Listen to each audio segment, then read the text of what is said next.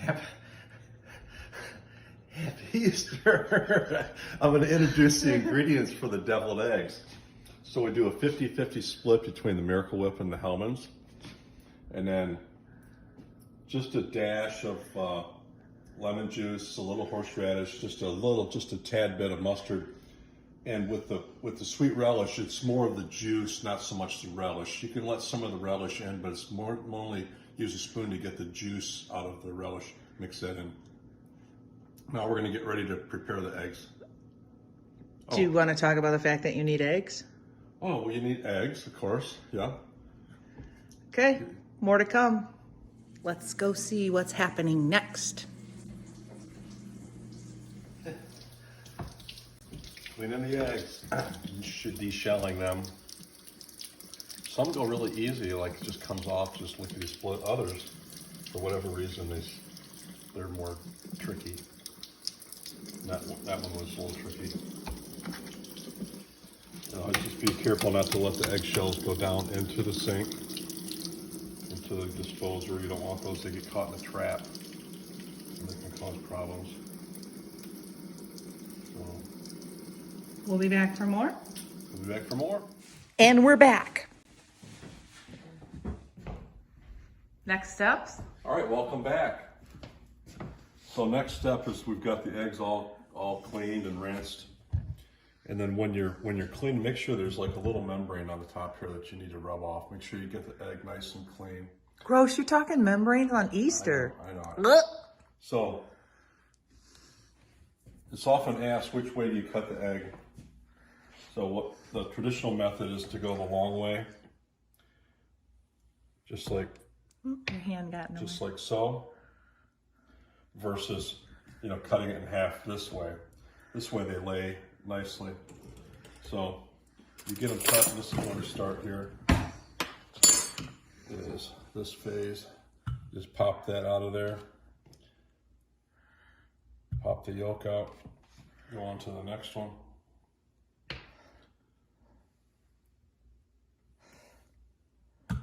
Pop them all through here. And then I'll just show you as long as we're here. After you get them all cleaned, after you get them all the yolk separated, what I like to do is, you see the residue in there? It's gonna make a noise. Can't hear. I like to rinse these out, clean them real nice, put them on a paper towel to dry, like so.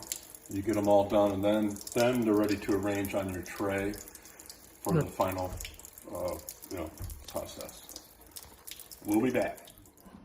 Ready? Hey, welcome back. So now, as you see, we've got them all cleaned. And in their little container, either you put them right on a platter, or you put them in like a Tupperware for chill them before the guests arrive. But I put a little paper towel underneath there to absorb any moisture, plus it keeps them from sliding around. So we got that set up. And the next thing is there's salt, just another ingredient, just a dash salt. So the first step with the yolks is just what I call just going through and crushing them like this, getting them all crumbled up good with a fork.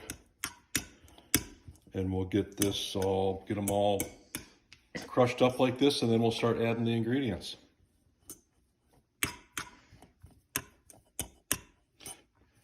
Make sure you want to get all just as finely minced, chopped as possible. All right, we'll be back. This cooking show is brought to you by Casamigos and Cointreau. Without their support, the filming of this cooking lesson would not be possible. Hey, welcome back. All right, so now it's to a very crucial segment of this recipe, of the preparation of the deviled eggs. So we've got it all finely chopped. So now it's the ingredients and just how much of each. So we just start with just the basic amount of each, and later on we can adjust it to taste. So the 50-50 split of the Hellmann's. So maybe a nice spoonful like this of the Hellmann's for starters. Oh, 6 taps. And then about equal size of the Miracle Whip. There you go, got those done. Now we just do a shot of, just a shot of mustard, about that much. I'm gonna do the horseradish. You don't want to overdo it with the horseradish, but Does it overpowers it? I'd say maybe this much. Depending on how many eggs you're doing? Depending upon the size of the batch, right? This is all subject to the size of the batch. Just a couple squirts, the lemon juice, and then the sweet pickle relish. This is where I talk about getting the juice. If you can get mostly juice, there's not a whole lot of juice in here, but kind of heavy on the juice. Maybe a little bit more. Good. Do we do a dash of salt? Peach? Just a sprinkle.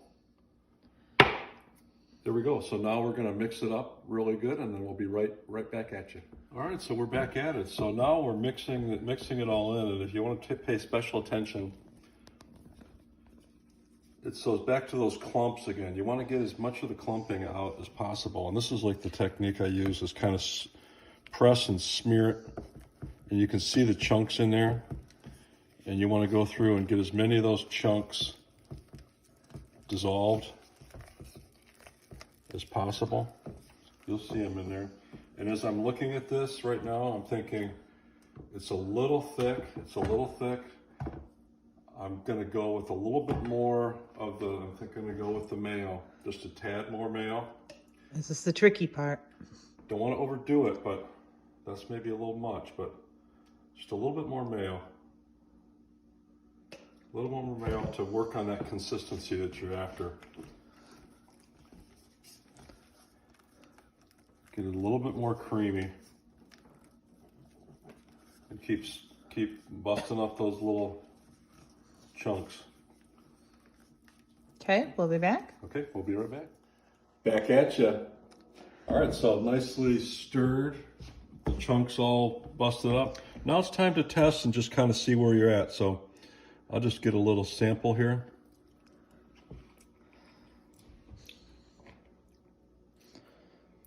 Okay, it's not bad, but this is where you kind of figure out what else you need.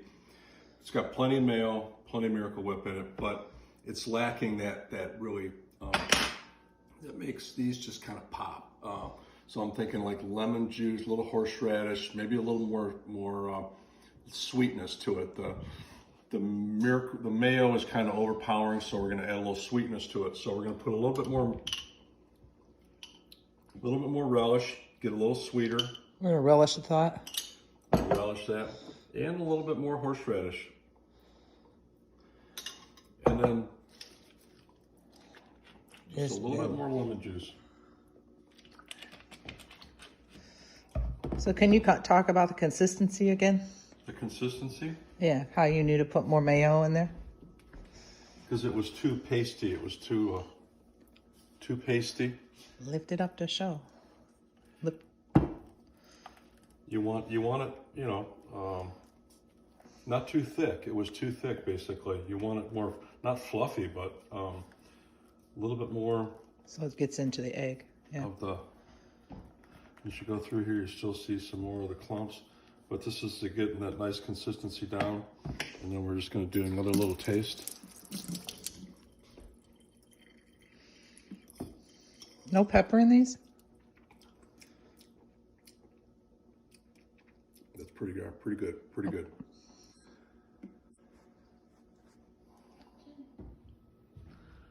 All right, here we go. We're entering the home stretch. So we got it to the right consistency and the right taste. And just of note, I did add a little extra relish. It was a little heavy on the mayo, and the relish, the sweetness of the relish can counteract that saltiness of the Hellmann's. All right, so here we go for a nice presentation. Sometimes folks will just spoon in the mixture. but we want it to look nice. So we use this method of the bag, kind of like a pastry chef would for cake decorating, except we're putting the egg mixture in a Ziploc bag. Just use your spatula to get it in there. And then you can lick the bowl. And work it down. Work it down into the corner, just like your pastry chef. Now we're gonna cut this corner. Don't cut it too big. Oh, let me show. Just get that corner. Okay. Snip that off. And we'll be right back, or the video will be too long. All right, we'll be right back. So don't show doing it. Oh, here we go. Take a gander. We nicely fill those babies up. Not too much, just right. You see how easy this is? And you look at the nice presentation. You gonna run out? Sometimes you have to then work it back into the corner. And there we go. We're almost there. Almost. Get that last one.